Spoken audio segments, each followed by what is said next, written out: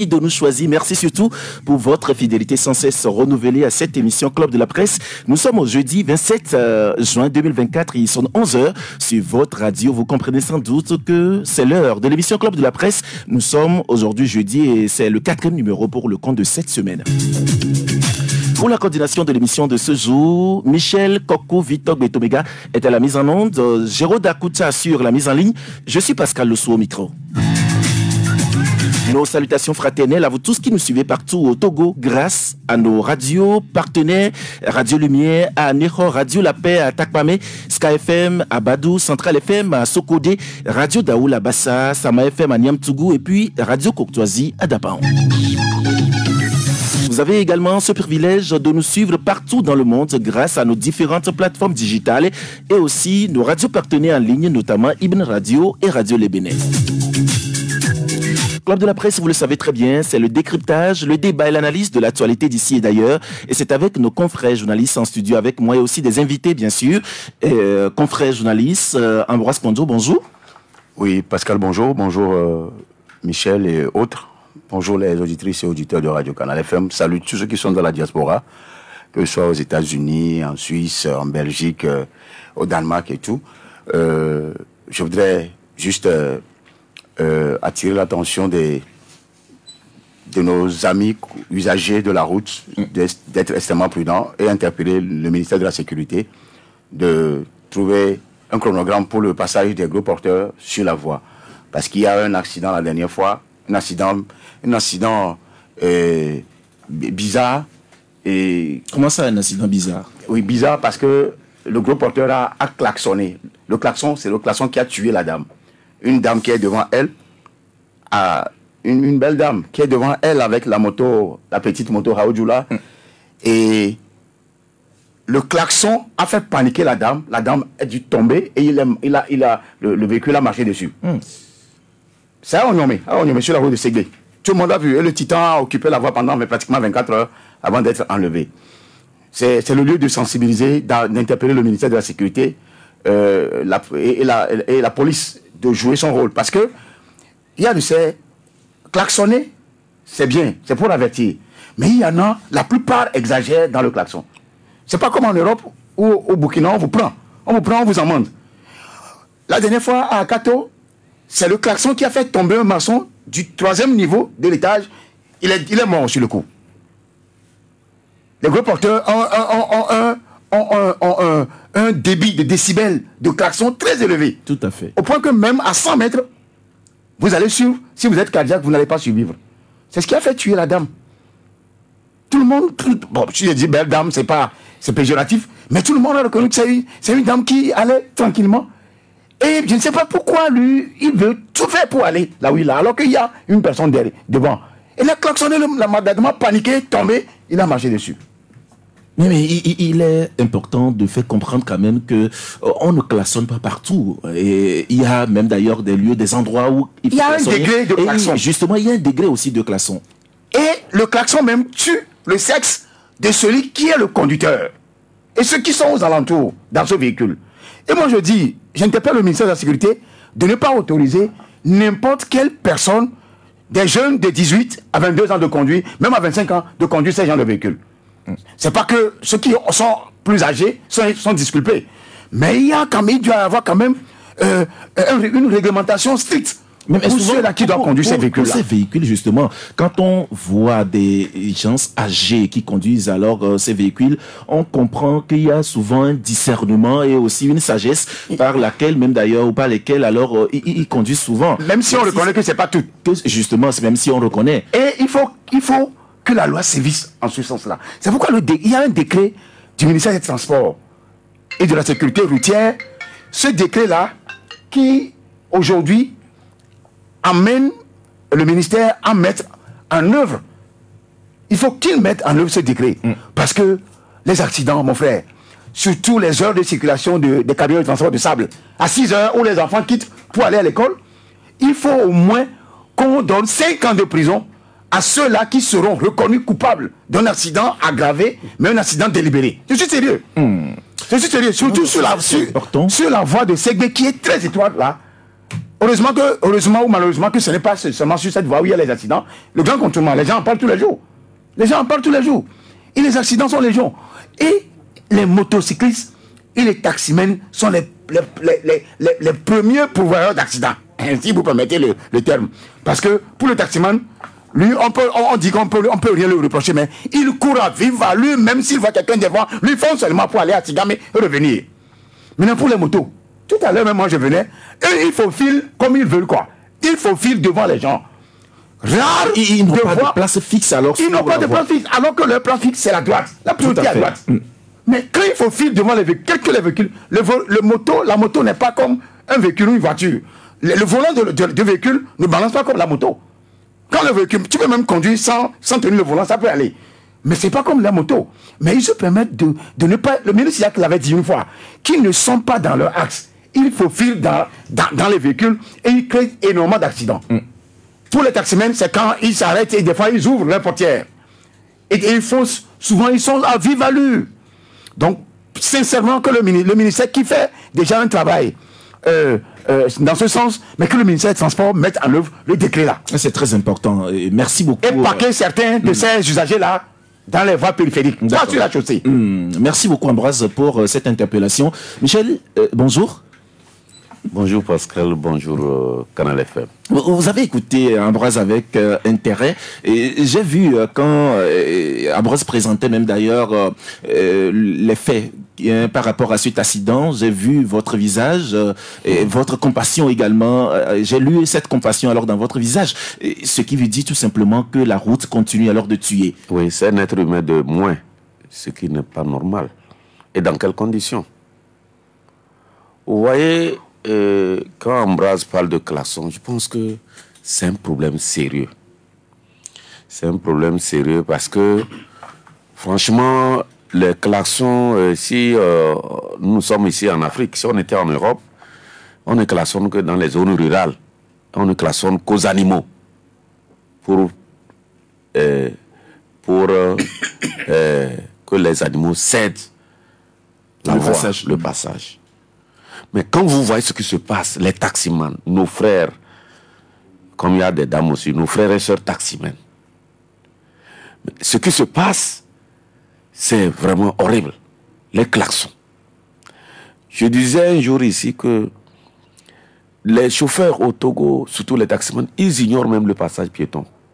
Gare à vous, vous voulez utiliser le passage piéton et ils peuvent venir vous tuer. Et dans leur code, il n'y a pas ça. Il n'y a pas ça. Alors que vous allez ailleurs, lorsque vous mettez le premier pas au niveau du passage piéton, tout ce qu'il y a sur la route comme motocyclette, tout le monde s'arrête. On vous laisse passer d'abord. Mais ici, gare à vous. Gare à vous, parce que les gens vraiment se comportent... Vraiment, je ne sais pas comment m'exprimer par rapport à ce que nous vivons au quotidien.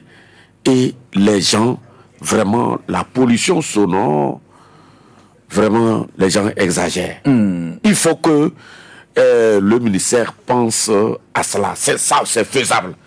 Il suffit qu'on prenne 2, 3, nous allons être disciplinés. Il ne sert à rien de mettre les radars parce que, non, il faut commencer à inquiéter les gens. On ne klaxonne pas n'importe comment. Mais des fois, ça se passe. Vous dérangez des malades, même vous allez voir même au passage même ou à quel niveau au niveau des hôpitaux, je vais dire. Quoi. Oui, justement. Si vous êtes là-bas, oui, les gens, les taximens, ils klaxonnent partout. Et dans leur code, il n'y a rien. Le mal, c'est qu'on klaxonne pour chercher aussi même des passagers. Des passagers. Ça n'a pas de sens. Même devant un hôpital. Il faut vraiment que le ministère, ils font beaucoup de choses. Ils n'ont qu'à continuer. Il faut qu'il y ait des gens qui réfléchissent à comment vraiment régler, essayer de commencer à régler. On a qu'à commencer avec les radars, c'est bon. Mais il faut inquiéter les gens. Ceux qui klaxonnent, qui sont des sauvages. Il faut vraiment qu'ils ne dorment pas. Qu'ils comprennent que non. Ce n'est pas bien de se comporter comme ça. Je voulais finir rapidement en interpellant. Oui, justement, on laisse Michel terminer. Je voulais finir en interpellant. Je ne sais pas quel service s'occupe des trous qu'on observe sur les rues un peu partout. L'année dernière, j'ai pris 3 mois pour interpeller le début. Ça, je parle de chez, Amrad parle de Segbe où il habite actuellement. Chez lui, c'est à Michentové. Pour aller à Michentové, vous quittez le goudron, il y a un trou. En même temps, le trou là est là de plus de, ça, je sais pas. Et quand nous avons créé, entre-temps, on est venu mettre juste un peu de la terre. La pluie a encore emporté. La pluie a encore. Est-ce que ce n'est pas la responsabilité des mairies? Bon, en tout cas, je lance l'appel. Ceux qui sont chargés, ils ne le font pas, ils n'ont qu'à le faire. C'est leur travail. Parce que ceux qui habitent Michentové, Covier, alors qu'il y a beaucoup de gens qui vraiment viennent de ces localités-là. Mais il faut voir comment, juste vous quittez le goudron, il y a un trou béant avec de l'eau et vraiment la souffrance. C'est-à-dire il faut venir vous arrêter là-bas pour voir comment les gens souffrent. La vraie souffrance, c'est là-bas. Il y en a partout, mais j'ai ciblé là-bas parce que nous le disons ici, peut-être quelqu'un il parle de quoi? Mais que quelqu'un aille vérifier ce que je suis en train de dire. Même en ville, on observe vraiment... Qu'est-ce qui se passe? Qu'est-ce qui se passe? Vous connaissez les gens, des milliers, des centaines, des gens qui... Mais ils ont fait quoi pour qu'on les laisse souffrir comme ça? Or, quand vous voyez, on peut arranger le coin là en un rien de temps pour soulager les passagers, les usagers de la route et puis les riverains aussi. Parce que ceux qui sont à côté ici sont mal à l'aise. Vous voyez? Et l'année dernière, le même trou, j'ai pris 3 mois pour interpeller ceux qui sont chargés de le faire. Parce qu'aujourd'hui, il y a beaucoup de services qui s'occupent de ça. Je ne sais pas quel service, quand je le dis, peut-être à un niveau donné, on va interpeller ceux qui ont en charge de régler ces problèmes. D'accord, merci beaucoup Michel. Rapidement. Je voudrais apporter du grain en mots à mon ami Michel, qui n'a pas tort. Il y a 2 semaines, je devais passer là-bas pour aller à des funérailles. Même le samedi prochain, sûrement que je dois être encore sur la route. Je ne vous dis pas le calvaire.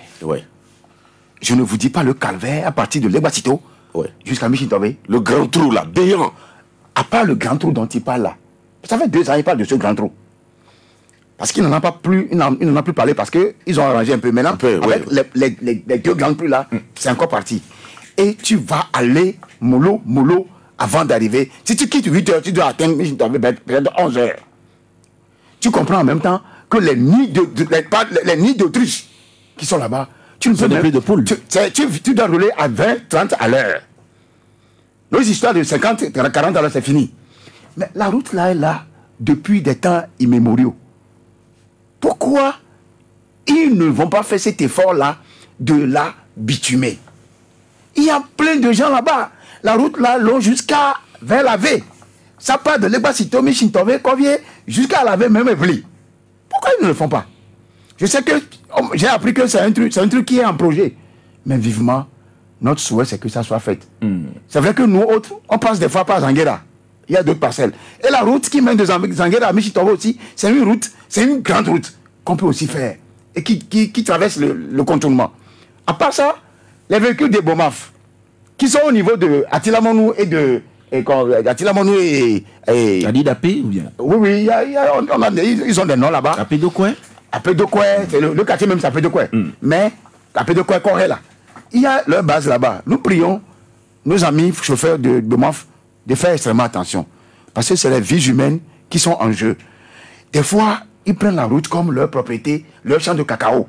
Est-ce que tu me comprends? C'est-à-dire que ils oublient même qu'il y a des gens qui passent. Rien à voir avec Ebomaf et son staff. Mais c'est les chauffeurs, tout comme les chauffeurs de Sotral, qui se comportent des fois, qui sont sur un terrain acquis et conquis. Ce n'est pas leur salon. C'est la route où tous les usagers ont le droit de passer.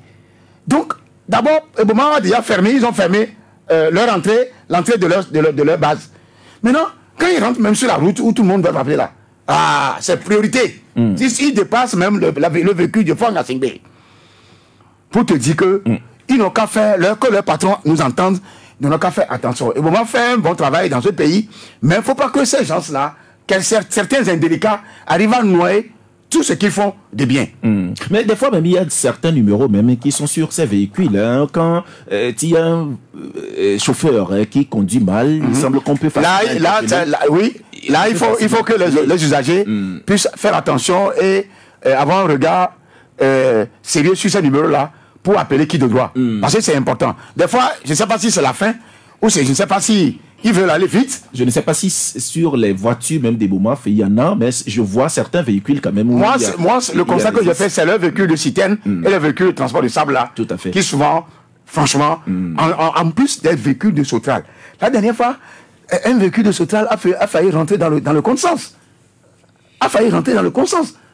Et ils se comportent comme des petits véhicules, quoi. Ils veulent foncer sur des gens. D'accord. Merci beaucoup, Ambroise. Nous avons un invité aujourd'hui. C'est professeur Aoukou Kokou. Professeur, bonjour. Bonjour. Alors, professeur, vous avez écouté notre mot introductif, ce sujet que nous avons, que Ambroise nous a justement amené et que nous avons débattu tout de suite. Mais on comprend tout simplement que tout récemment, vous avez eu même fait un contrat citoyen. Est-ce que c'est sur la base même d'ailleurs de tous ces problèmes qui minent la société que vous avez fait ce contrat? Permettez-moi de vous remercier pour cette invitation, de saluer le travail que vous faites ici de façon quotidienne et de saluer des voix qui me sont familières, bien que je n'ai pas l'occasion de les voir, et faire un coucou à Kondio, et à qui je dirais ce matin que je suis le prototype du produit de son papa. C'est-à-dire que je suis non seulement son élève, j'ai été non seulement son élève, j'ai été aussi celui qui l'a coaché dans la vie, qui m'a montré les voies. Claudine, c'est ma sœur. Claudine, c'est ma sœur, on a fait les bancs ensemble. Bon, ceci dit, revenons à ce qui nous réunit autour de cette table. Tout à fait. Vous voyez, certains problèmes, et c'est là toute la difficulté de la chose, c'est que ces problèmes, s'ils ne sont pas pris dans l'ampleur de leurs mesures, on peut se contenter de solutions palliatives. Mais ça ne règle pas en vérité le problème. Le problème ici, c'est que nous avions un paradigme d'État qui pose problème. Le citoyen dans nos États ou dans notre pays, par exemple, le Togo qui m'intéresse, le citoyen n'a pas une place qu'on devrait avoir dans une république. Autrement, le problème citoyen devait être le problème du gouvernement, c'est le problème quotidien du gouvernement. Mais lorsqu'on regarde et on analyse de près, on a comme l'impression qu'il s'est fossilisé un État de type colonial, qui a des difficultés à s'affranchir de tout ce que cela peut être un État républicain. Et c'est là où toute la difficulté se trouve. Aujourd'hui, quand vous parlez à quelqu'un qui est dans l'administration publique, il pense que les problèmes, c'est lui qui doit les gérer, c'est lui qui seul est autorisé à les gérer, c'est lui qui a la science pour les gérer.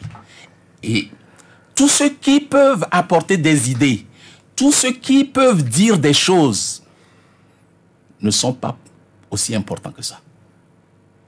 Et là où ça nous piège, c'est que nous acceptons cet état de fait et nous pensons que en fonctionnant comme ça, nous allons nous en sortir. Nous ne pourrons jamais nous en sortir. Puisque les problèmes, nous ne les prenons pas là où ils se situent. Dans certains pays, quand un citoyen est en danger, c'est toute la nation qui s'arrête pour qu'on sauve ce citoyen-là. Quand un citoyen a des problèmes, c'est toute une commune qui va s'arrêter pour pouvoir trouver une solution à ce citoyen-là. Voilà la question citoyenne. Et c'est pourquoi je pense qu'au Togo, nous avons un problème.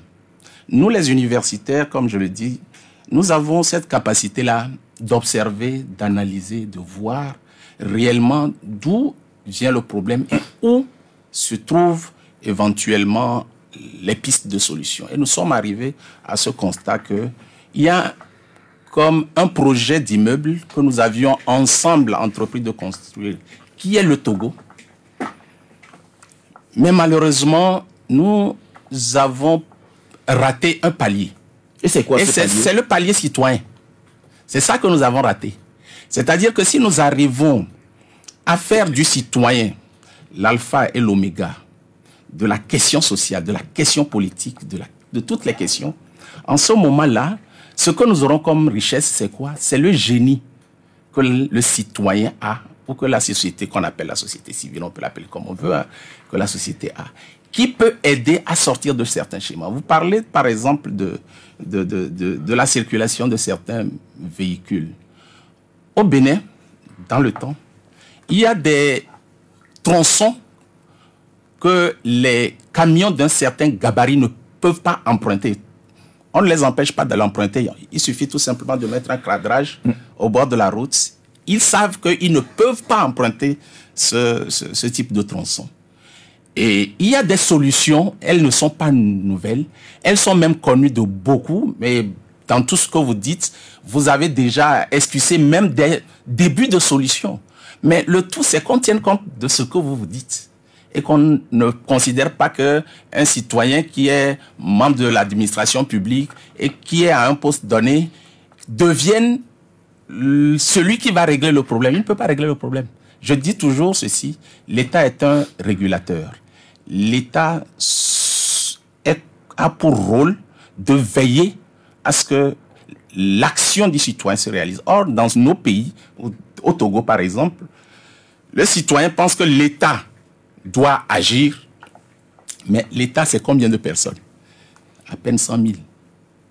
Et ces personnes-là ne peuvent jamais, même si on leur donnait tous les moyens du monde, ils ne peuvent pas agir en notre nom. C'est notre problème. Voilà un peu le paradigme sur lequel on a voulu initier une ingénierie qui propose aux citoyens togolais de revoir un peu sa posture par rapport à l'État et de dire que sa voix doit compter.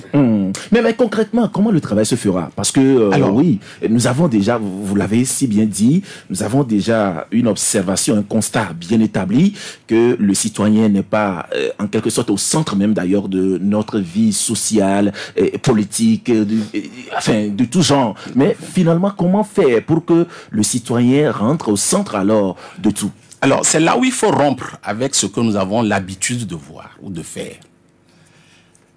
L'habitude, c'est que nous n'avons pas, dans un vivre ensemble, défini ce sur quoi nous serons tous d'accord.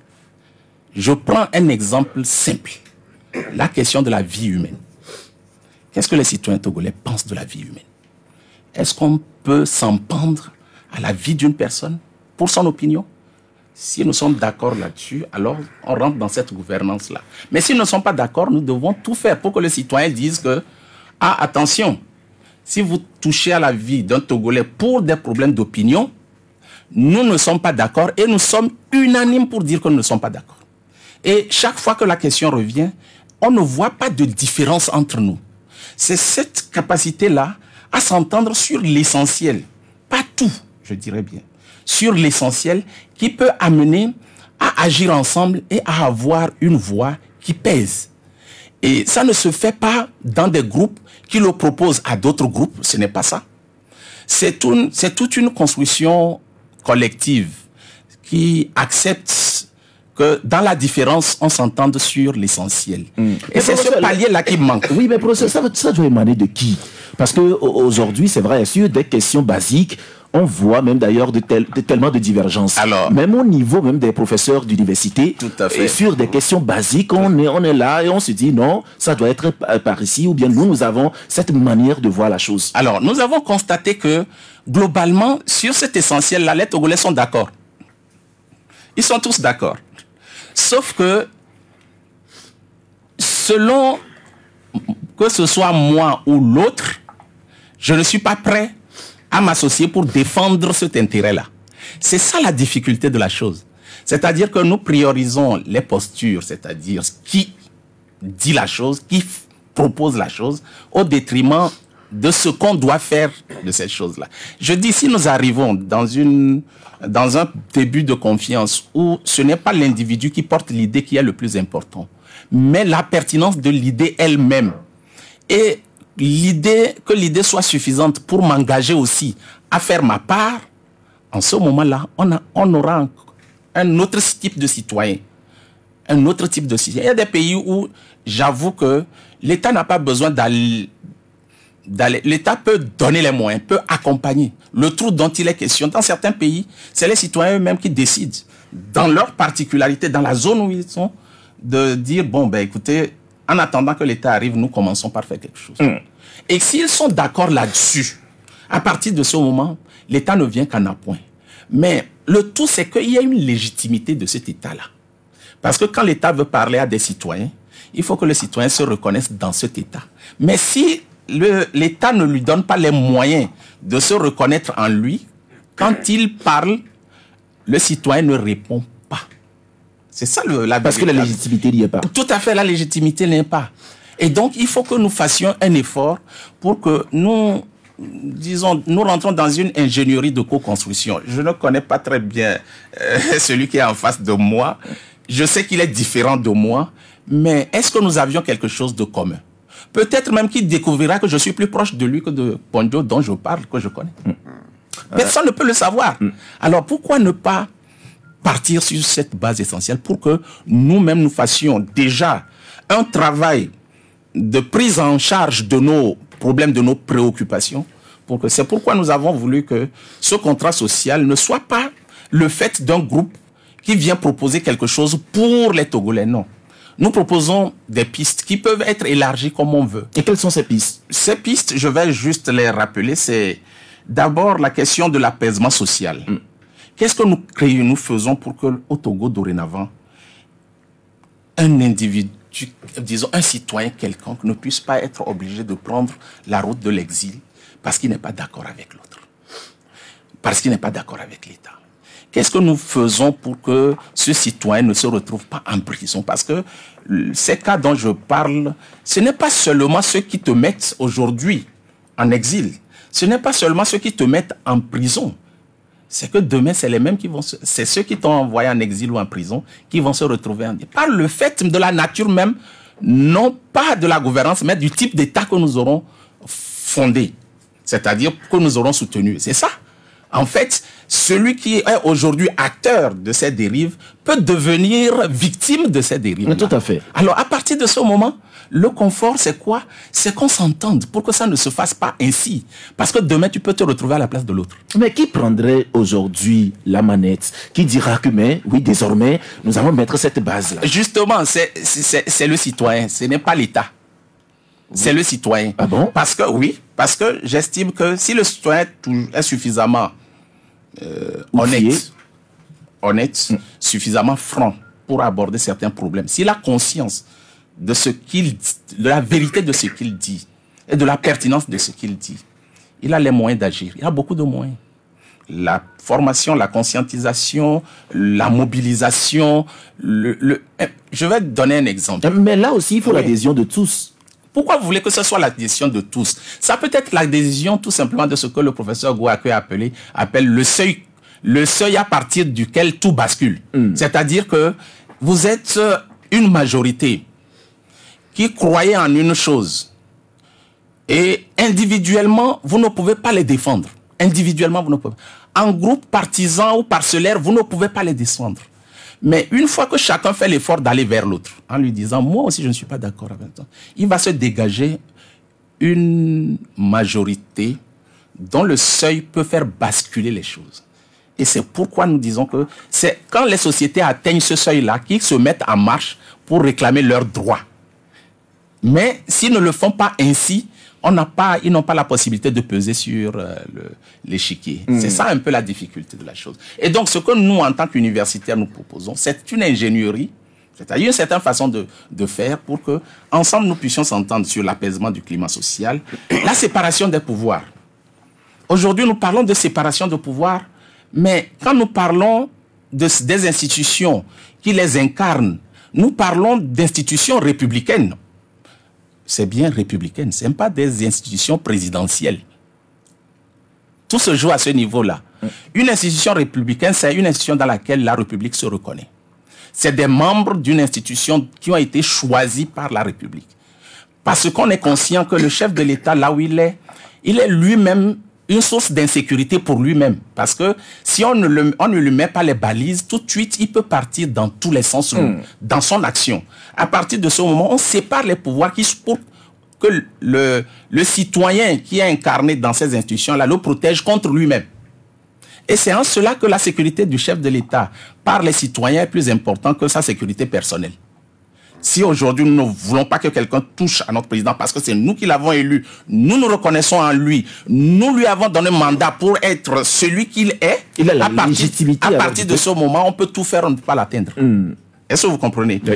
Ensuite, l'armée. Aujourd'hui, c'est que dans nos pays, on a hérité d'un système qui fait de l'armée un outil d'asservissement du citoyen. Aujourd'hui, nous devons être à même de pouvoir enseigner et dire que l'armée, en fait, protège un territoire. Il ne se met pas contre le citoyen, il protège le territoire. Les services de sécurité, c'est eux qui sont garants de la police interne. Maintenant, il ne faut pas détourner l'armée à des buts de se protéger parce que les institutions ne vous protègent pas bien. C'est-à-dire quoi? Vous voulez faire certaines choses, les institutions vous disent ne le faites pas parce que si vous le faites, vous allez mettre en danger toute la communauté et vous dites bon, qu'à cela ne tienne, moi j'ai l'armée, je vais essayer de voir ce que je peux faire. Et c'est cette façon de voir l'armée qu'il faut aussi corriger chez nous pour que nous ayons des gens qui petit à petit rentrent dans la dynamique du fait que en fait, quand on est dans l'armée, quand on est dans les forces de sécurité, c'est au service du citoyen d'abord et non au service de l'État. Parce que je reviens sur la question, la question de l'État est très très importante. Autre chose, la gouvernance. Aujourd'hui, nous tous nous parlons de corruption. On met en place des institutions qui n'arrivent pas à arriver à nous guérir du niveau de corruption. Alors, qu'à cela ne tienne, pourquoi on en arrive à ces schémas? L'une des pistes, c'est très simple. Je vais dans mon village. J'ai un cousin, un frère, un ami qui est agent dans l'administration publique, dont le salaire ne lui permet pas de construire cette maison-là. Mais moi, qui n'ai pas dans cette configuration-là, je trouve que c'est une réussite. Alors qu'en vérité, il n'a fait que détourner mes moyens, ou nos moyens, pour s'enrichir et construire ce truc-là. Et aujourd'hui, on fait la courbe devant cette personne-là qui nous a servi, qui prend nos moyens pour nous asservir, alors que celui-là devait être une préoccupation. Mon frère, est-ce que tu es sûr de ce que tu as là? Est-ce que tu es sûr de là où tu l'as pris? Est-ce que ce n'est pas ma chose que tu t'es servi pour? Ce sont des questions sur lesquelles on peut... Aujourd'hui, tout le monde se plaint de l'état de la santé, de l'éducation, etc. J'avoue que c'est avant tout nos problèmes. Quand on parle de l'éducation, ce n'est pas à l'État de définir une politique en matière d'éducation et de dire les priorités sont là. Il y a une démarche pour parler de l'éducation. L'éducation, je dis toujours, est une chose trop sérieuse pour être confiée à l'État ou à un groupe. À partir de ce moment, la déclinaison se fait au niveau de la société. Il faut que lorsqu'on parle de l'éducation qui marche ou qui ne marche pas, que les citoyens sont là et qu'ils disent ce que vous avez comme configuration, ça a marché jusqu'ici, mais maintenant ça ne marche plus. Puisque l'enfant qui me revient, je ne me retrouve pas en lui. Parce que qu'est-ce qui se passe? Quand vous enseignez en classe, vous en tant qu'enseignant, vous enseignez les valeurs en disant on ne vole pas, on ne triche pas, on ne fait pas ceci. Et que l'enfant dans la société, à travers l'action des citoyens, voit le contraire, c'est qu'au même moment où vous le formez, lui le déconstruit. Est-ce que nous sommes tous d'accord pour que nous ne le déconstruisons pas, que ce que l'enseignant... Parfois je dis, enseigner la soustraction, ce n'est pas pour soustraire de l'argent à l'État. Mais malheureusement, c'est ce que nous faisons. Quand nous apprenons la soustraction, c'est que quand nous arrivons quelque part, nous regardons ce que nous pouvons soustraire à l'État. Et donc, il y a ces questions. Les élections. En fait, les élections ne doivent pas nous diviser. Si les citoyens pensent que le meilleur moyen d'avoir un représentant, c'est à travers les élections. Alors, sur quoi qu'est-ce que nous pensons qui est le meilleur moyen pour nous de faire des élections transparentes et qui nous garantissent que réellement celui que nous les élisons, nous nous reconnaissons en lui. C'est pas d'abord nous convaincre nous-mêmes que nous sommes acteurs de ce que nous allons faire. À partir de ce moment, si nous mettons en place un mécanisme, il faut qu'on s'assure que le mécanisme-là est un ensemble de règles auxquelles nous tous nous convenons. Parce que si nous ne convenons pas à ça, nous pouvons faire 1000 élections, on n'aura pas des résultats qui conviennent à tout le monde. Or, les élections, c'est l'un des éléments sur lesquels on ne s'entend pas. Alors, à quoi ça sert d'aller à des élections sur lesquelles on ne s'entend jamais, en sachant que les règles du jeu sont faussées à la base. Je dis toujours que c'est pas le pied, c'est pas le pantalon qui est gondolé, c'est le pied qui est gondolé. Et nous accusons le tailleur. Non, en fait, le tailleur n'en est pas pour rien. Les règles du jeu, moi je veux jouer basket, toi tu veux jouer du rugby, lui il veut jouer du football. Mais attendez, on parle de quoi là? Rentrons sur l'ère de jeu, on n'aura pas le même résultat. Oui, parce que les disciplines sont différentes. Mais justement, parce que ça devait normalement nous réunir. C'est ce qui devait nous réunir. Normalement. Mais si on n'a pas d'entente là-dessus, il ne faut même pas que quelqu'un se perde son temps à aller dire, bon, moi j'ai été... En sachant que lorsque vous avez 2 personnes ou 3 personnes qui sont en concurrence, l'un, vous m'excusez, hein, c'est un perclus, l'autre, il a les 2 pieds, mais bon, il a ce que... Et puis l'autre, lui, il a un char tiré par 1000 chevaux et avec tous les moyens de l'État. Ça dit, il y a déjà la concurrence. C'est pas de la concurrence. Il y a déjà l'inégalité. C'est déjà faussé à la base. Ça ne donnera aucun résultat à la sortie. Et donc, il faut que nous revoyions ces éléments-là pour que nous puissions nous entendre. D'abord, l'identification. C'est pas le jour des élections qu'on identifie les individus. Il y a eu un temps, on nous a compté, nous sommes 8 millions, je ne sais pas combien. On nous a compté. Alors, à partir de ce moment, il faut absolument que le fichier là s'améliore. On ne s'agit pas de nous décompter seulement. Maintenant, il faut faire un travail de peaufinage pour voir qui a quel âge, qui s'appelle comment, il vit où, etc. Et qu'un état civil en découle. Dans certains pays, c'est la carte d'identité qui sert seulement à faire. Et la carte d'identité se génère de façon automatique. Vous n'avez pas besoin d'aller faire une demande. Une fois que vous êtes dans la base de données, à partir de ce moment, les éléments qui vous configurent sont là et on peut faire le truc. Donc, il y a ces questions-là. Voilà. Et puis, l'éducation, la santé, tout à fait, etc. Tout à fait. Il y a d'autres domaines, et bien sûr, alors de la société. Alors, ce que nous disons, ce qui est la rupture, c'est pas de d'énumérer ces points-là. Quand vous voyez un peu, vous écoutez les Togolais, vous voyez qu'ils ont déjà quelques perspectives sur ces questions-là. Ils disent ce qu'ils pensent de ces questions-là. Mais c'est maintenant arriver à ce qu'ils puissent converger, non plus en tant qu'individu, mais en tant que vision, pour que tout le monde travaille à asseoir cette vision-là et à la partager. C'est-à-dire que du moment où je participe, je deviens acteur et je deviens le défenseur de cette vision-là. Avec ce contrat citoyen, comment vous le ferez pour que cette convergence ait lieu? Alors, nous disons que nous ne le ferons pas. C'est vous qui allez le faire. C'est-à-dire, c'est nous, en tant que, non pas groupe, mais en tant que citoyen togolais. Si aujourd'hui un citoyen qui regarde cette vision estime qu'il y a un point sur lequel il doit apporter une solution, je donne par exemple l'éducation. Aujourd'hui, l'éducation, c'est quoi? On investit des milliards. Ça fait à peu près le 20, 21 ou 23% du budget chaque année que nous investissons dans l'éducation. Mais en fait, c'est pour préparer quoi? C'est pour préparer des enfants qui vont sortir 13 ans après. Quand ils rentrent au CPA, ils ont 1 an. Peut-être c'est 13 ans, 14 ans, 15 ans après. Mais est-ce que nous allons attendre pendant ces 13, 14 ans-là pour développer nos pays? C'est qu'il y a une question de l'éducation qui n'est pas prise en compte. C'est celle qui permet de voir celui qui est sorti du système, qui viendra vous faire un branchement, qui viendra coiffer la toiture, qui viendra faire les briques. Il faut le former. Si vous ne le formez pas, lui, au moins, c'est le quotidien. C'est celui qui doit faire le travail tout à l'heure. Et donc, la question de l'alphabétisation ne devait pas être une question, un épiphénomène de l'éducation. Déjà, à 17h, nous fermons nos salles de classe. Et nous demandons de l'argent pour construire des apatams où nous allons mettre des jeunes qui ont besoin d'une formation pour être opérationnels demain. Nous allons chercher de l'argent pour construire des apatams. Il y a un problème. C'est-à-dire que, fondamentalement, si on n'analyse pas bien les problèmes, on ne peut pas non plus avoir l'adhésion. Et on ne peut pas savoir aussi où nous allons. D'accord, voilà merci beaucoup, professeur. Ambroise, nous avons écouté le professeur Aokou sur cette question, et vous avez écouté aussi les pistes. Il a énuméré un certain nombre alors de pistes. Mais je me demande, est-ce que ceux qui sont à la tête n'ont pas, en quelque sorte, un travail à faire, en ce sens, pour que, du moins, le citoyen soit totalement impliqué pour cette convergence dont on parle? Oui, je crois que le professeur a été vraiment dense dans son développement. Les phrases et les mots utilisés ont été bien choisis, sans grabuge non plus, pour que tout le monde puisse en prendre l'élément qui le convient. Mais l'essentialité, c'est qu'il a tourné autour du citoyen. Tout doit tourner autour du citoyen. C'est ce que j'ai retenu. Et quand on parle de citoyen, seul lui détient la souveraineté dans un État. Parce que ceux qui gouvernent sont appelés à être désignés ou élus par ce même citoyen. Et donc, tout part du citoyen et tout retourne au citoyen. C'est le résumé que je fais de ce qu'il a dit. Et si le citoyen doit être au centre du développement, de l'expression de la souveraineté d'un État, je crois que ce citoyen-là doit être formé.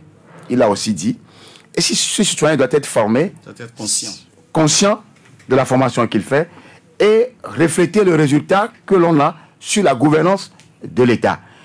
Et je l'ai toujours dit, et c'est bien que ceux qui nous gouvernent aujourd'hui sont allés dans le sens d'un régime parlementaire.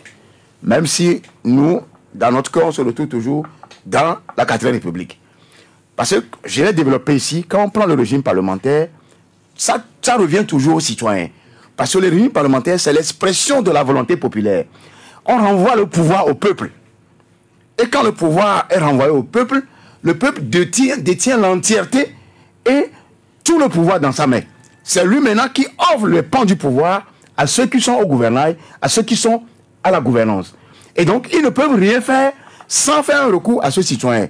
Mais quand ceux qui sont au sommet négligent le citoyen, le moment viendra, le citoyen prendra le taureau par les cornes et les mettra hors d'état de nuire pour reprendre son pouvoir.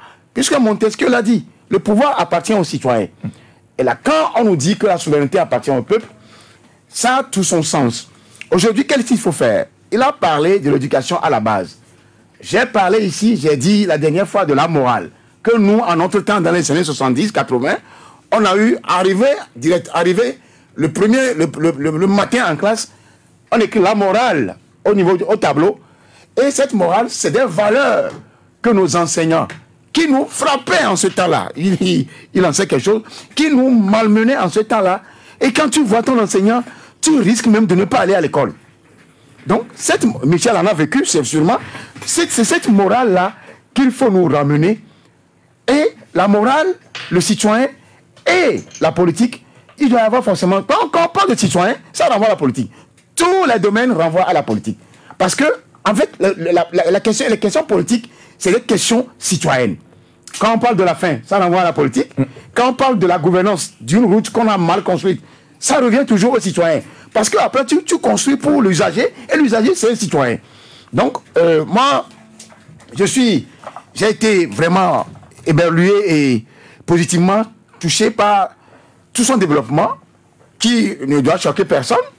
Nous, on est certainement dans nos développements un peu vincifs ou un peu durs, mais à chacun sa manière de voir les choses. Tout comme le professeur Dessay, quand il vient ici, il est très sobre, il est truc, mais il développe ce qu'il a à dire. Bizarrement, c'est ce que lui aussi il a fait. Il appartient aux gouvernants d'écouter. Parce que ils ne sont pas aujourd'hui, nous c'est ce qu'on veut, on veut. Hein. Non, non, non. On n'est plus sur ce terrain-là, c'est fini. Vous avez dit qu'on vous a élu. Qui vous a élu? C'est un peuple. Et ce peuple, ça se résume aux citoyens. Et si vous pensez que le citoyen est le centre de tout, vous devez tout faire pour répondre aux désidérateurs de ce citoyen. Parce que après tout, vous lui rendez compte, c'est comme les maires qu'on a élus. Il y a certains maires qui se comportent comme nous sommes dans une monarchie. Ils décident ce qu'ils veulent, même les conseillers ne sont pas prêts à leur dire non, ça ne passe pas.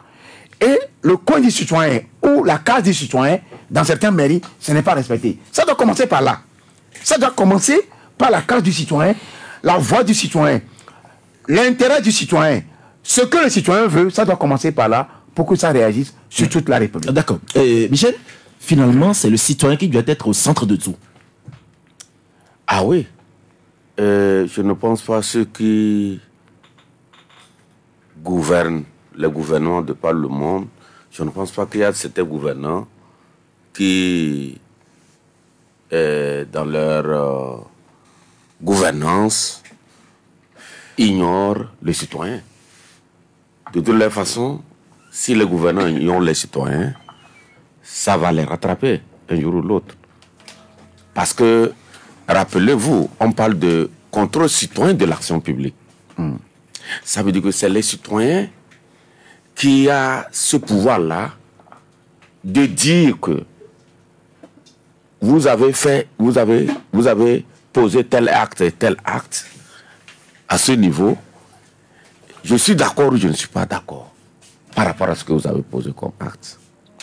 Mais en flagrant, il faudrait que les gouvernants aient aussi le réflexe de rendre compte.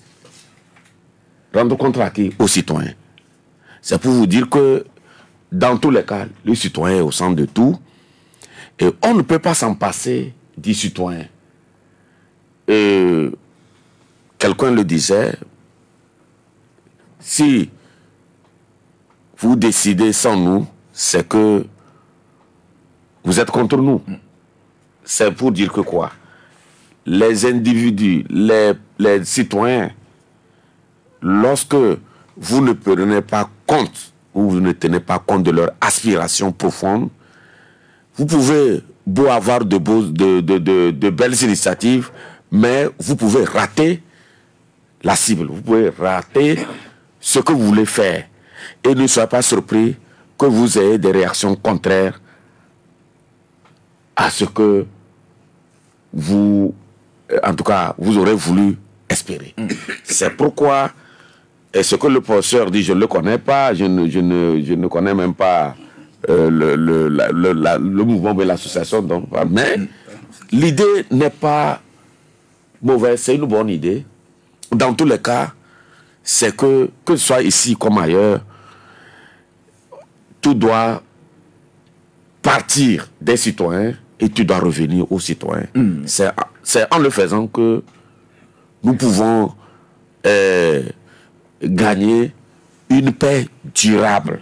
Justement. Parce que j'ai toujours aimé le professeur béninois Albert Touadjire, paix à son âme, qui a sorti une œuvre dans laquelle il parlait de minimum commun social. Tout à fait, si dans un pays, vous ne pensez pas au minimum commun social pour chaque citoyen, c'est que, attendez-vous que ça peut durer, mais un jour, vous allez vous rendre compte que vous étiez avec des gens qui ne sont pas avec vous. Vous voyez? Vous étiez avec des gens qui ne sont pas avec vous parce qu'ils ne se retrouvent pas dans ce que vous êtes en train de faire. Donc, que les gouvernants s'y tiennent compte des citoyens qui pensent au minimum commun social qui doit garantir, je le répète, la paix durable. D'accord. Alors, professeur, oui. C'est vrai, nous allons nous intéresser à cette question de 5e République, c'est-à-dire la nouvelle constitution. C'est vrai, on est même d'ailleurs dans les moments transitoires, comme cela est dit, où les dispositions transitoires sont en cours. Alors, et finalement, on connaît en quelque sorte le début ou le démarrage alors de cette question de nouvelle constitution. Alors, finalement, est-ce que vous n'avez pas l'impression que tout se fait sans le citoyen? Oui, mais c'est que c'est plus grave que ça. Si au moins ça se fait sans le citoyen, que c'était bien fait, il n'y aurait pas eu de problème. Alors, le problème, comment est-ce qu'il est arrivé? C'est pas cette vision-là qui est la première de nos actions. Hein. Nous avons déjà l'entame même des choses. Nous avions attiré l'attention du chef de l'État à travers des lettres ouvertes qu'on lui a écrites, des pétitions qu'on lui a, en lui disant que nous allons vers un danger. Est-ce que vous avez reçu comment l'appelle-t-on, Non, de nous réponse? n'avons pas reçu de réponse. Ça, nous n'avons pas reçu de réponse. Mais ça ne veut pas dire que nous allons renoncer. Parce que nous avons l'avantage d'écouter tout le monde et de fréquenter même ceux qui vont proposer ce service-là. Mais là nous aussi, disons, attendez, oui. je vais vous dire une chose. D'accord, allez-y. Disons, écrire une constitution, ce n'est pas un devoir de dissertation universitaire. Proposer une constitution pour le Togo Alors, nous avons d'abord considéré le plaidoyer qui a conduit à cette constitution. Quand vous voyez le plaidoyer, vous dites, mais il y a un problème. C'est-à-dire des gens qui disent qu'ils ont des difficultés à gérer un pays, qu'ils ont des problèmes économiques, qu'ils ont des problèmes politiques, que les élections se passent toujours dans de mauvaises conditions, etc., etc. Alors, de façon inductive, c'est de dire, bon, ben, écoutez, venez, on va s'asseoir, on va en parler. Que chacun apporte son idée. Mais ils me disent, non, ce que nous allons faire, c'est que vous nous aviez donné une chaise pour nous asseoir, pour faire le travail. Maintenant, donnez-nous un lit, on va se coucher et puis on fera le travail. Mais il y a quelque chose qui ne va pas dans l'opportunité de la chose. Ensuite, le contenu. Hier, un détail, hein, peut-être que ça ne va pas vous dire grand-chose, mais ça... L'ancien ministre de la Justice, a été... Et puis vous s'est tombé, voilà, a été nommé, je crois, à un poste à la présidence. Tout à fait, conseiller juridique. Alors quelqu'un qui m'appelle, me dit, mais on connaît le nom du président de la République. On connaît le nom du président de la République.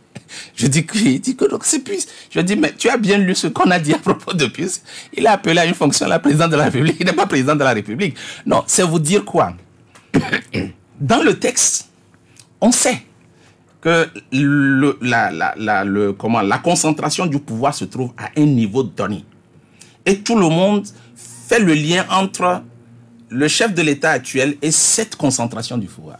Entre-temps, le texte propose qu'il y ait une partie de ce pouvoir-là qui soit conférée à un autre personnage de l'État. Dans le texte, dans le texte. Mais oser un seul instant proposer un nom. Mais ceux qui ont proposé rapidement le nom du président du Conseil des ministres, mais ils sont à l'aise. Mais qui nous propose alors celui qui potentiellement au Togo pourrait occuper le rôle pendant du président de la République? Je ne suis pas sûr qu'il y ait un courageux pour le faire. C'est en cela que l'action citoyenne devient très intéressante. C'est-à-dire que le citoyen est libre de dire, ben, écoutez, de mon point de vue, Luc ou Ponjo pourrait prétendre à ça parce que ça ne me gêne pas. En regardant son pedigree, je crois qu'il pourrait, même si ce n'est pas lui plus tard, mais moi j'ai donné mon opinion. C'est ça une république. Mais quand vous n'avez pas la possibilité de laisser le citoyen vous dire à peu près qu'est-ce qu'il pense, comment il pense la chose, ça pose un problème. Et quand déjà on voit même la nature de la désignation du président du conseil, aujourd'hui on se dit, mais n'importe quel citoyen venant de n'importe où, qui vient au Togo, qui a une nationalité, qui a un truc, par toutes les voies, on sait que les gens ont les moyens de le faire, par toutes les voies et autres là. Si il arrive à faire le tour des députés qui sont à l'Assemblée nationale et convaincre que, bon, voilà, carte sur table, on parle clair, voilà ce que ça me coûte. Mais le groupe peut changer de leader, et donc on va nous changer un chef d'État sur la base, tout simplement, d'un truc entre copains et puis coquins. Est-ce que vous voyez? C'est le risque. C'est là où se trouve le risque. Et nous disons, attention, attention, attention. Sinon, on risque de partir dans tous les sens. Mais l'expérience du parlementarisme, nous la connaissons très bien, nous l'étudions chaque fois. Mais nous savons que l'élément fondamental qui est au cœur du parlementarisme, c'est l'élection. Et l'élection doit être suffisamment organisée pour que le citoyen décide de qui va parler en son nom. Parce que au moment où la personne va parler en votre nom, vous ne pourrez plus vous exprimer. De deux, il faut que ceux qui incarnent l'action publique, l'action l'action représentative, soient des élus. À quelque niveau que ce soit, au niveau local, au niveau régional, ou qu'ils aient la légitimité. La légitimité. Dans tous les pays parlementaristes ou les régimes parlementaires, ce minimum-là est la base. Mais aujourd'hui, posons-nous la question, est-ce que les élections se passent dans les conditions pour avoir la possibilité de désigner ceux qui peuvent aller s'exprimer ou non? On va me dire, oui, on a organisé des élections. Je dis, bon, vous avez parlé des élections, mais je ne sais pas de quoi vous parlez. Mais si nous ne choisissons pas à un niveau donné, les personnes qui vont incarner la totalité du pouvoir que nous souhaiterons une chose, c'est qu'il y a un problème. Et nous n'allons pas nous en sortir. Et on a fait des expériences qui étaient plus profondes, mais qui peuvent inspirer d'autres pour que nous nous retrouvions dans des situations difficiles. C'est sur cet aspect-là que nous attirons l'attention du chef de l'État. Et nous disons qu'en tant que citoyen, cette 5e République-là, il faut à tout prix l'empêcher. Parce que nous allons vers des lendemains qui vont nous déchanter. Mais ce serait trop tard puisque nous serons déjà, nous qui sommes concernés, qui sommes l'alpha et l'oméga, nous allons être encore victimes d'une situation. Alors, oui, professeur, je vous ai posé la question de savoir si le chef de l'État vous a répondu quand vous avez envoyé un courrier. Et vous avez dit non, que le chef de l'État ne vous a pas répondu. Non. Mais est-ce que ce n'est pas un mépris du citoyen? Non, ce n'est pas un mépris. Le chef de l'État est libre. Du moment où il est le représentant élu, il est libre de dire... Est-ce qu'il a lu? Il a lu. Voilà. Parce que les lettres arrivent là-bas. Le problème que nous avons au Togo, c'est cet État-là. C'est l'État. C'est la nature même de l'État.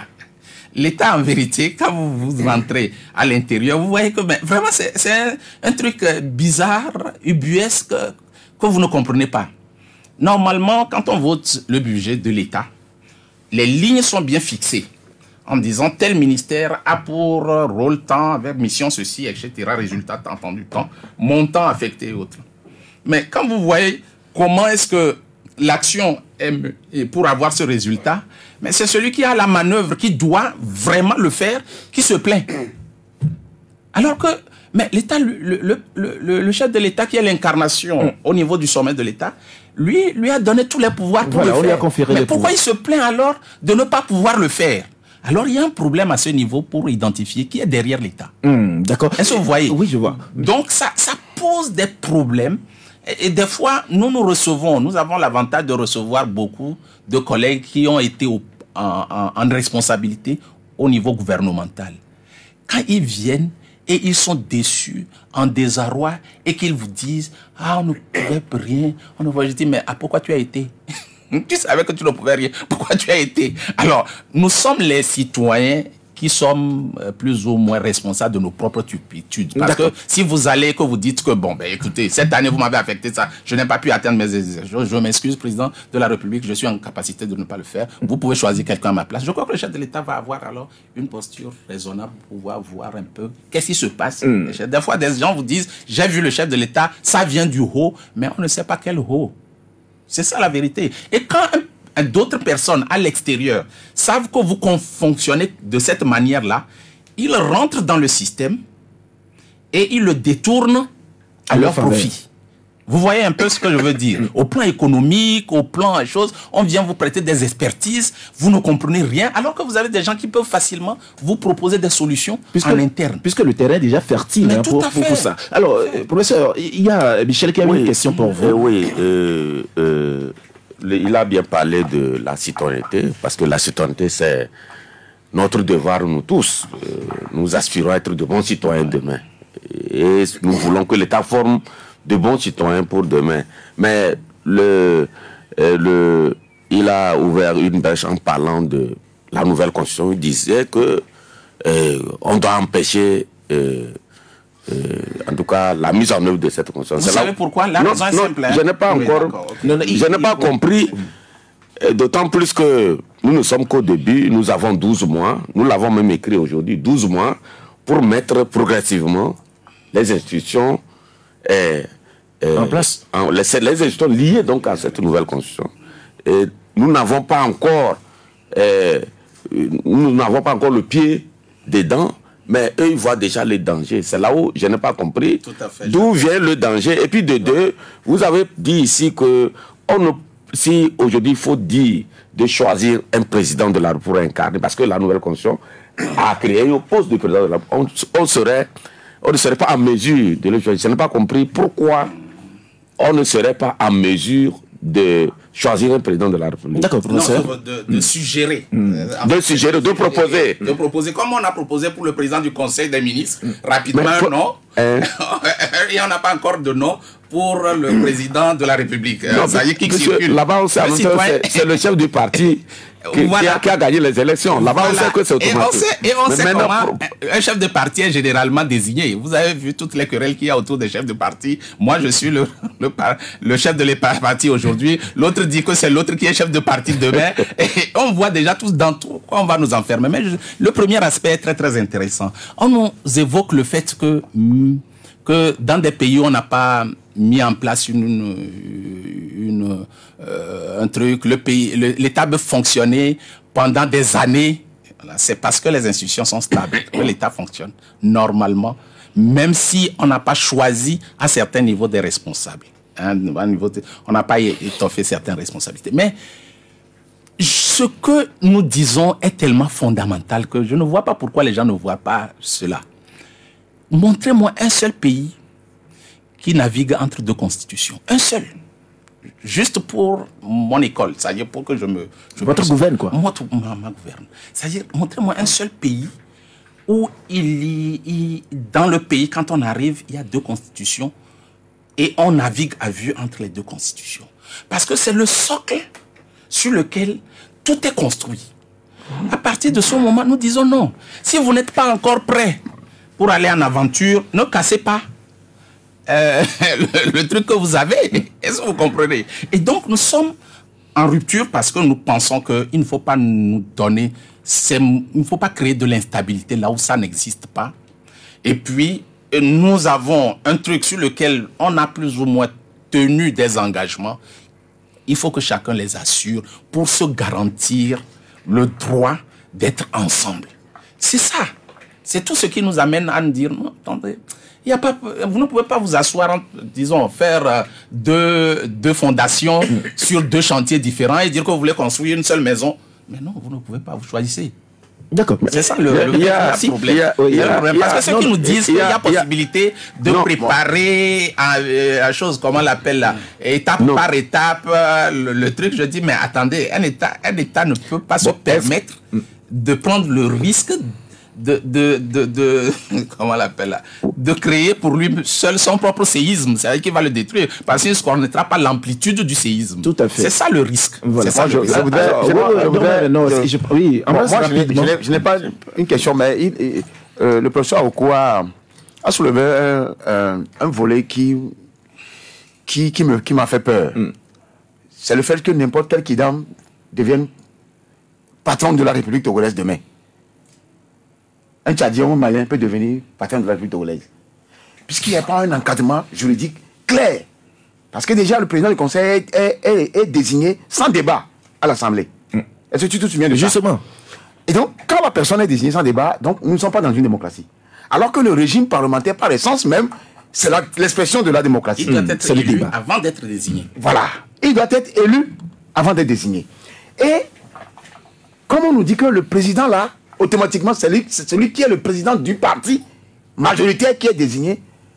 Il suffit que quand un richissime Colombien, baron de la drogue, négocie avec nous, on se connaît, c'est-à-dire on sait comment l'argent circule. Hein. On vous dit que, ok, il a construit sa maison ici, il a désormais la nationalité togolaise, c'est un Colombien, tout le monde voit que c'est un Colombien. Et il donne 200 millions, il est devenu togolais, 200 millions à chaque personne. Son parti, c'est lequel? Son parti, c'est le parti qui viendra gouverner. Je ne parle pas d'aujourd'hui. À moins que demain, dans 2 3 mois, dans 1 an, on peut changer cette constitution-là. C'est pourquoi les gens disent de revenir à la 4e République. Donc, pour vous dire que ce Colombien-là, ayant séduit tout le monde, ayant corrompu tout le monde, il devient chef. C'est-à-dire que le chef du parti majoritaire est en même temps Premier ministre ou chef du Conseil des ministres. Nous sommes foutus. Ce n'est pas automatique. Hein? Mais qui te rassure, mon frère Michel? Rien ne te rassure. L'État ne doit pas. La manière dont la chose a été faite actuellement, c'est quand il a dit que j'ai ouvert les yeux. C'est pourquoi j'avais écrit que nous serons dans un embrouillamini. Nous sommes dans un. Ils vont droit dans un engrenage. Fort Nassingé même sera surpris. Il risque de se retourner. Ça va se retourner contre lui. D'accord, merci. Ambroise, notre temps est déjà avancé. Professeur, les citoyens vous ont écouté, vos concitoyens d'ailleurs, j'allais dire, vous ont écouté, vous avez également expliqué un certain nombre de choses, et donc certainement qu'ils ont des questions à vous poser, et puisque cette émission est interactive, nous allons leur donner aussi la parole de s'exprimer, mais bien avant, nous faisons un clin d'œil à ceux qui font que nous arrivons aussi à faire bien cette émission. Chérie, tout à l'heure là, je viens de t'appeler, puis le foutu est déjà prêt. Mais voilà, tu n'es pas à la mode. C'est la machine à foufou mix qui tourne. La réduction de 100 000 francs CFA sur tous les foufou mix se poursuit. Du 24 juin au 6 juillet 2024, prépayez votre foufou mix et économisez 100 000 francs CFA pour une livraison au mois d'octobre, le mois du consommé local. Facilitez-vous la vie avec Foufou Mix, une entreprise citoyenne à votre service. Infoline 90 78 72 30, 90 78 72 30 ou 97 55 28 28, 97 55 28 28. Profitez, achetez. Fine, légère, équilibrée et rafraîchissante, Warsteiner, une bière internationale, prestigieuse allemande, brassée depuis 1753 par la 9e génération de la même famille, est enfin au Togo, sous licence par la Société Nouvelle de Boissons SNB. Warsteiner, bière blonde, 100% malt, brassée selon la loi de la pureté allemande. Warsteiner, la vie dorée, 6 cavis, format 50 centilitres à 650 francs CFA.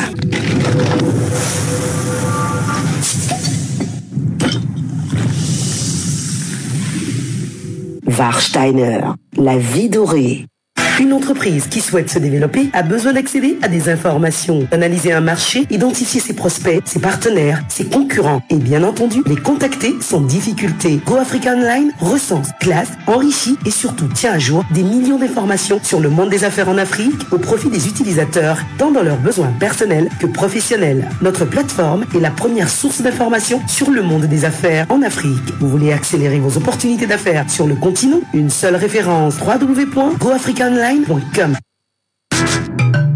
Tu sais quoi, Elisabeth? Ma vie a changé depuis que j'ai la fibre Canal Box. Niao, comment ça? Canal Box est une connexion internet stable et très rapide qui me permet de télécharger et d'envoyer à la vitesse de la lumière et en quelques secondes les audios, vidéos et divers documents, même les plus lourds. Mieux encore, je paye une seule fois mon abonnement par mois et toute ma famille et moi accédons à Internet en illimité. Au CMR, sans aucune limite de mégas, H24 et 30 jours sur 30. Pour toute ta famille en même temps et illimité, ça doit être économique, Canal Box, hein? Très économique même. D'ailleurs, en ce moment, l'installation et la box fibre Canal Box sont gratuites. Gratuite? Comment, ma? Tu as très bien entendu. L'installation et la box fibre sont actuellement à 0 francs. Je veux avoir ma Canal Box. Appelle vite Canal Box au 88 66 ou fonce dans la boutique la plus proche pour en profiter.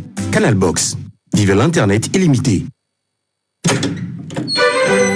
Haut de gamme de Canal Boutique, votre magasin de prêt-à-porter où vous trouverez tout article vestimentaire homme. Pour le renouvellement de votre garde-robe, pour votre mariage ou autre cérémonie, vous trouverez ce qu'il vous faut à haut de gamme de Canal Boutique. Costumes 2 ou 3 pièces, saharienne, blazer, pantalon chemise, ceinture, chemise et chaussures, le tout de qualité supérieure. À haut de gamme de Canal Boutique, passez les commandes des articles pas disponibles en magasin. À haut de gamme de Canal Boutique, vous trouverez des parfums de grande qualité. Vous aimez du beau? Alors faites-y un tour. À Canal Boutique, vous y trouverez de la qualité. Canal Boutique, boulevard du 13 janvier, en face du feu tricolore et du terrain nu de la Lolato. Contact 90 77 97 07. 93.5 Canal FM.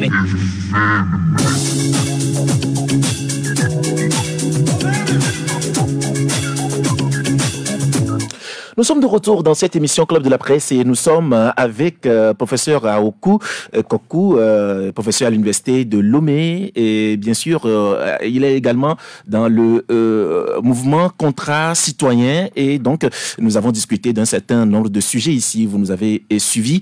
C'est maintenant le temps alors de lui poser des questions. Professeur, je vais vous prier alors de porter le casque qui est devant vous, voilà, pour écouter mieux nos citoyens, nos auditeurs. Allô? Allô? Bonjour. Bonjour, monsieur. Comment vous allez? Je vais bien. Votre nom, c'est? Monsieur Patrice. Monsieur Patrice. Aliba Sito. Voilà, Aliba Sito, allez-y. C'est juste pour Ambroise Bondo et Michel concernant les bus de Sotral et Bomaf. Vraiment, si vraiment leurs patrons entendent, ils n'ont qu'à prendre des dispositions. Je ne sais pas si c'est parce qu'ils ne connaissent pas, ou bien ils se prennent surtout pour les Boumaf, c'est parce qu'ils sont des engins lourds, ou de côté de Soutral, ils sont longs, ou bien quoi. Nous tous, on sait ce qui c'est que la conduite. Hier, au niveau de Atikoumé, le nouveau rond-point là, moi j'allais vers Aditoumé, le bus là me suivait. Au rond-point là-bas, on s'est ralenti, c'est parce qu'il y avait d'autres qui passaient. Jusqu'à ce que je le vois, il est venu me serrer. J'étais avec un collègue du service, mais on a crié. On a crié. Franchement, ils n'ont qu'à faire comme aujourd'hui l'OTR fait. C'est qu'ils n'ont qu'à passer un concours pour choisir vraiment des chauffeurs dignes de leur nom pour conduire ces bus-là. Sinon, franchement, ceux qui conduisent ces bus-là, franchement, ils ne connaissent rien. D'accord. Vous me permettez, pas et tous. D'accord. Mais il y a certains, vraiment, ça ne va pas. Ok. Pour Upomaf, comme ils font des routes, je pense qu'ils ont pris les routes comme c'est pour eux. Comme c'est pour eux. Sur la route de Covier, là, si vous voyez comment, même la route n'est pas bonne, mais si vous voyez comment quand il est derrière toi, comment il fonce, si tu n'es pas courageux, tu risques de rentrer dans la brousse. Pour terminer, pour la route de le trou de Légbasito, fin goudron là. En réalité, je ne sais pas si c'est la mairie, si c'est qui là. L'autre fois, il y a un véhicule, il est rentré en même temps là-bas et c'est fini. Son moteur est coupé. Nous, on a passé, je ne sais pas, il s'agit de quoi. Franchement, c'est ce trou-là, alors que ça vaut même pas un camion pour remblayer là-bas et fermer ce trou-là. Je ne sais pas où juste il y a quoi. D'accord. Merci beaucoup, Patrice. Merci beaucoup. Oui, merci beaucoup. Merci pour votre intervention. 22 21 33 114 91 36 63 115. Allô? Allô, bonjour. Bonjour, comment vous allez? Oui, ça va, et c'est vous? Oui, ça va aussi. Votre nom, c'est Ali. Mais vous savez, si on nous explique des concepts, on devait comprendre. Et ce qu'on vient de nous expliquer doit tourner autour des citoyens. Mais ce que nous vivons au Togo, ça tourne d'une seule personne. Et les citoyens sont oubliés. Et le risque est que, le processus mis en place actuellement est que ça profite seulement à un seul receleur. Retenez bien le mot. Et il initie le faux parce que les députés passés ont fait du faux. Les députés présents font l'usage de tout faux et les gens s'affichent comme si c'était derrière. L'exemple que un journaliste d'ACT là-bas dire comme si on ne peut pas revenir sur Kassem République. Non, ce qui se fait actuellement ne se fait nulle part. Et c'est l'usage du faux qu'on nous impose. Et aucun député n'a été choisi pour nous imposer la 4e République. Et ceci en complicité avec le procureur de la République, la Cour constitutionnelle et toutes les institutions qui représentent le citoyen qui se taisent. Ça, c'est délit d'initié. C'est le délit des initiés. C'est l'universitaire qui se prononce actuellement que sauve la peau. Parce qu'ils savent que c'est faux. Maintenant, ceux qui savent que c'est faux, mais continuent pas à nous imposer ça, se mettent toujours en position de l'assistance, de non-assistance de personnes en danger. La population togolaise est en danger, mais eux, ils ne se soucient pas de ça. Ils veulent toujours protéger seulement celui à qui profite le crime, qui est le président Fogna Singbe, qui arrose l'impunité dans le pays et qui terrorise la population togolaise. D'accord. Ok, merci beaucoup. 22 23 114. Allô? Allô? Oui, bonjour, madame Messi. On est encore déçus. On est livré à ça. On n'a rien à faire. Il n'y a pas de travail pour 90% de la population. Puisque les gens cumulent. Hein, les gens cumulent. Bon, voilà. Voilà, les universitaires patriotes atterrissent enfin. Voilà. Vous atterrissez enfin. Vous avez laissé faire quand même, mais bon. On a tout essayé, on a tout fait, hein, les accords. Combien? 45, 35, et tout. Et puis, voilà, on a une constitution que les gens s'appliquent à volonté. Et les universitaires sont formés pour défendre la République en danger, se taire, jusqu'à ce qu'on en arrive là, où on a tout chamboulé, on a changé carrément. On a, comment on dit ça? On a monarchisé, mais bon, moi je sais que c'est pas vrai. Maintenant, qu'est-ce que je vais demander à notre universitaire? Qu'est-ce que la C92 ou la Constitution en général du Togo qui a profité au gouvernement durant 61 ans là? Qu'est-ce qu'elle leur a fait que subitement ils veulent la changer, ils veulent la cramer carrément, alors qu'ils n'ont rien respecté dedans, hein? Il n'y a aucun article qui a été respecté dans la Constitution du Togo. Et pourquoi maintenant, qu'est-ce que la Constitution là leur a fait? D'accord. Qu'est-ce que ça leur a fait? Moi, je sais que il y a il faut plonger dans la juridiction pour mettre fin à ça. Dans la juridiction que maintenant, parce qu'on a tout fait, sauf la guerre. D'accord. Merci beaucoup, madame Messi, pour votre question. 22 21 33 114 91 36 63 115. Allô? Allô? Oui, bonjour. Allô? Oui, bonjour. Bonjour, Ah, papa Sibiti. Pascal. Oui, papa Sibiti. Vous avez pris la phrase, vous avez remplacé mon directeur. Bon, que Dieu vous bénisse. Moi, Amen. Ce qui compte, le jeu est déjà joué. 5e République, qu'est-ce qu'il faut faire? Le président de la République, je dis, il a 108 députés. Maintenant, c'est lui seul qui gouverne. Il n'y a plus d'opposition. Il n'a qu'à tout faire pour que tout le monde soit satisfait. Tout le monde mange à sa faim. Parfois, les étudiants qui sortent, j'ai dit que l'opposition du président de la République, c'est la faim, le chômage. S'il fait ça, les fonctionnaires, les journalistes, les retraités, il n'a qu'à s'occuper de nous. On sait que c'est difficile à gérer, c'est tout. Les inondations, s'en occuper. Est-ce qu'il écoute ses conseillers lui-même? Ils écoutent ce que le peuple dit, et le peuple n'a qu'à écouter le peuple et agir pour qu'on l'applaudisse. Merci beaucoup. Merci beaucoup, papa Sibiti, pour votre intervention. 22 21 33 114. Allô? Allô, bonjour. Allô? Oui, bonjour. Bonjour, le plateau. Oui, Richard, depuis Copenhague, bonjour. Bonjour, Ambroise. Bonjour, Tadao. Mon frère René. Bonjour. Merci, c'est Richard depuis Copenhague. Oui, allez-y. Mais j'aimerais plaider pour la route. Surtout à l'entrée de Passini jusqu'à Tchao. S'il vous plaît, bientôt la fête des États-là. Les gros porteurs, tous nos parents.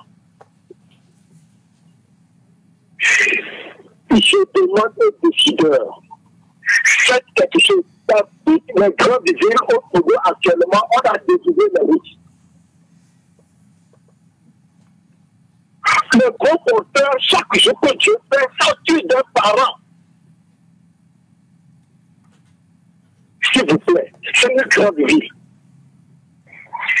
Mon deuxième point, c'est par rapport au professeur. Oui, c'est très beau tout ce qu'il dit. Dites-moi, si vraiment on doit instaurer la démocratie, nous, l'éducation que nous avons, la civilisation que nous avons, on pouvait vivre au Togo. Vous voyez, le problème du Togo actuellement, ce sont eux. Mais les grands éduqués là, sur la chaîne, moi, à Yadebo, un chef du village saura comment diriger sa population. Nous, dans notre famille, moi, parents, pères, je saurais comment Dieu. La plupart, vous aurez écouté beaucoup de personnes qui viennent dans la nation, ils ne sont même pas courtois. Vous voyez, l'autorité, c'est le Dieu d'un pays. Commencez par éduquer cette population que nos autorités ont les droits du respect. Alors, Richard? Commencez par là. Oui. D'accord, ok. Merci beaucoup, Richard. Je pense que vous avez été largement écouté. 22 21 33 114 91 36 63 115. Allô? Allô? Oui, bonjour. Bonjour, c'est M. Kolani depuis Agoué. Ah, M.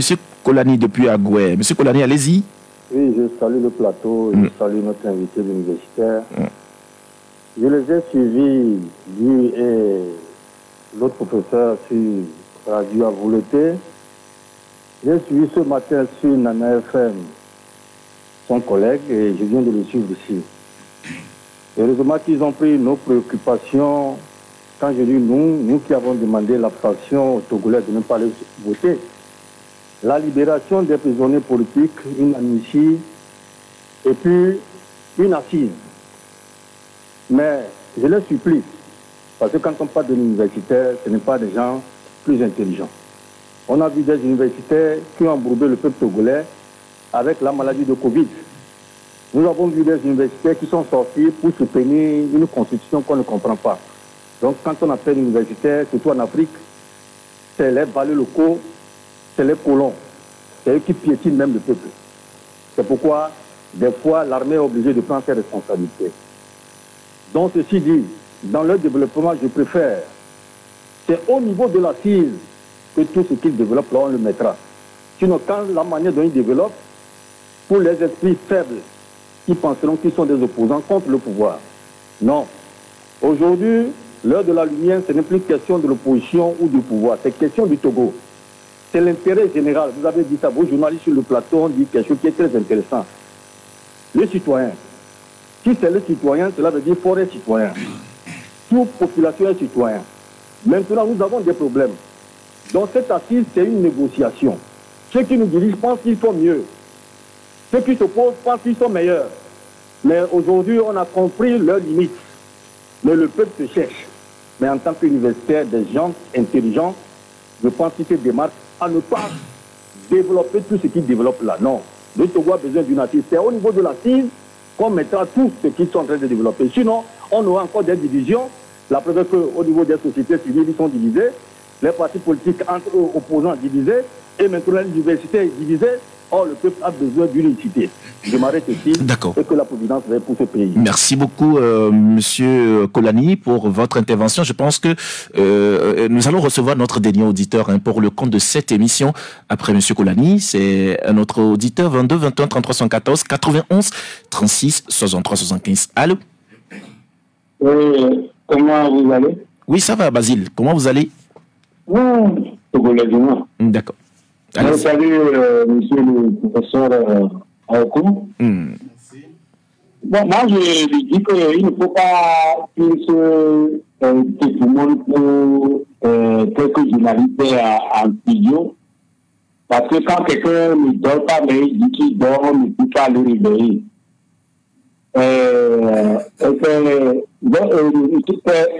Le journaliste même, j'ai oublié votre nom, c'est quoi? Allez-y, Basile. Non, est-ce que je peux faire un droit de réponse? Non, mais Basile, puisque notre temps est déjà avancé, notre temps est déjà avancé, je pense que... m'a taré l'autre fois, moi je préfère ne pas avoir été à l'école que lui qui a été à l'école, qui soutient l'insoutenable avec tout son colosse là. Il faut qu'il fasse ça avant de manger. Moi, je ne peux pas. Allô, Basile. Voilà. Merci beaucoup, Basile. Je pense que Basile n'a pas aussi grand-chose à nous dire concernant le sujet débattu ici au Club de la Presse. Et donc, Basile, c'est le dernier auditeur pour le compte alors de cette émission. Merci à vous tous qui nous avez appelés. Professeur, nous revenons en plateau. Vous avez écouté les uns les autres se prononcer sur notre sujet débattu ici au Club de la Presse. Il y a d'abord Ali qui parlait même d'ailleurs de la gouvernance aujourd'hui, et pour lui, c'est que le citoyen est oublié. Tout à fait. Oui, non, je disais que, en fait, cela est le fait même de la nature du type de pays que nous avons hérité de la colonisation. C'est-à-dire que ceux qui sont venus créer nos États n'avaient pas eu une préoccupation de créer des États. Ils étaient venus créer des comptoirs pour pouvoir évacuer les produits de chez eux. Nous nous sommes battus pour avoir nos indépendances. Nous avons hérité de ce système-là. Et ce ne sont pas des États. Parce que quand ce système-là fonctionne essentiellement sur ce qu'on appelle l'administration publique, c'est qu'il y a un problème. Ça ne doit pas fonctionner sur l'administration publique, ça doit fonctionner sur le citoyen et ses préoccupations.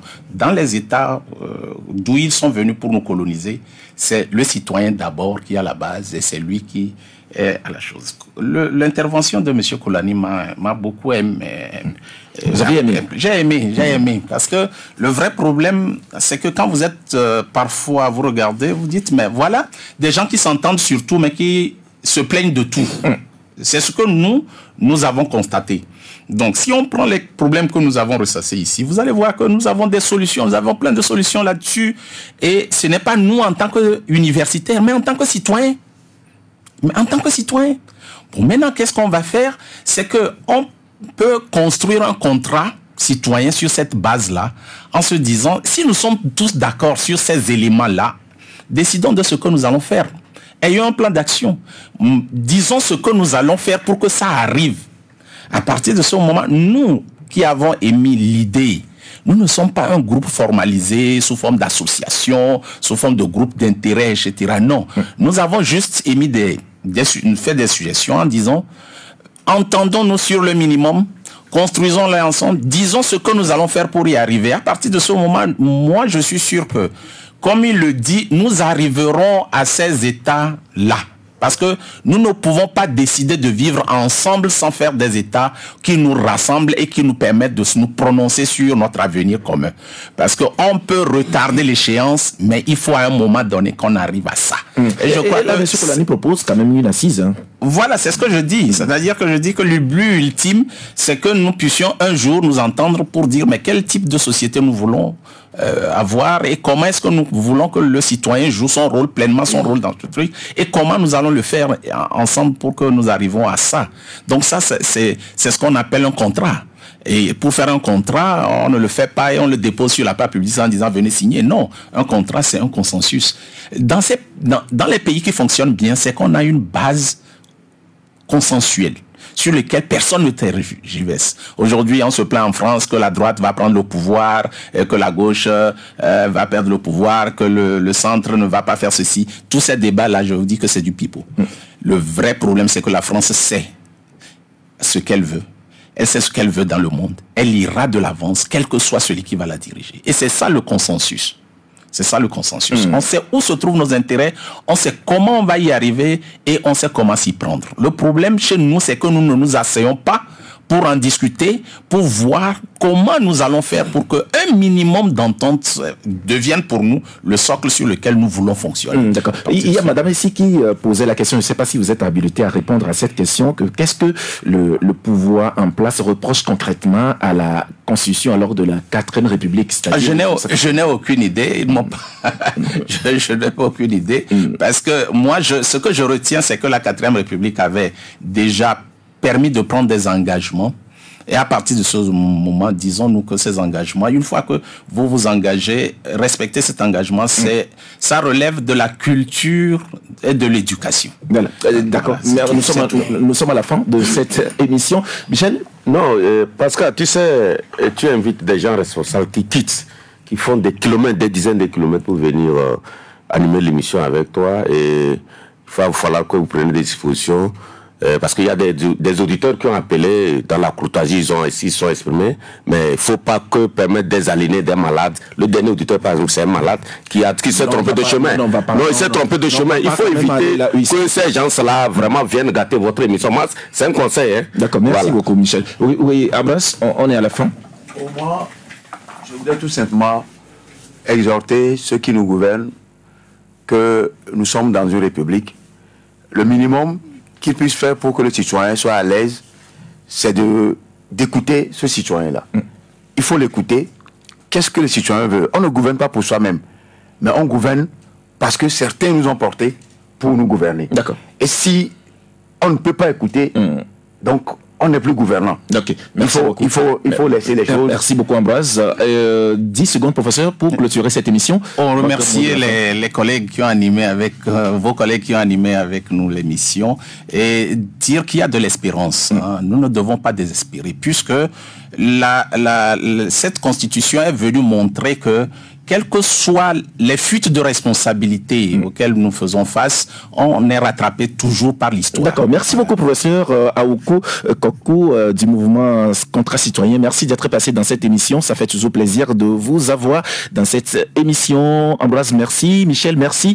Merci à vous tous qui nous avez suivis. Demain, vendredi, nous serons toujours avec vous, mais cette fois-ci, nous aurons une émission délocalisée. La localité, vous le connaîtrez sûrement, vous la connaîtrez, pardon, demain, et nous en parlerons bien sûr demain.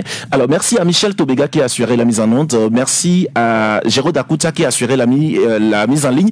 Je suis Pascal Lossou. Je vous retrouve bien sûr demain vendredi pour un nouveau numéro de l'émission Club de la Presse. Au revoir.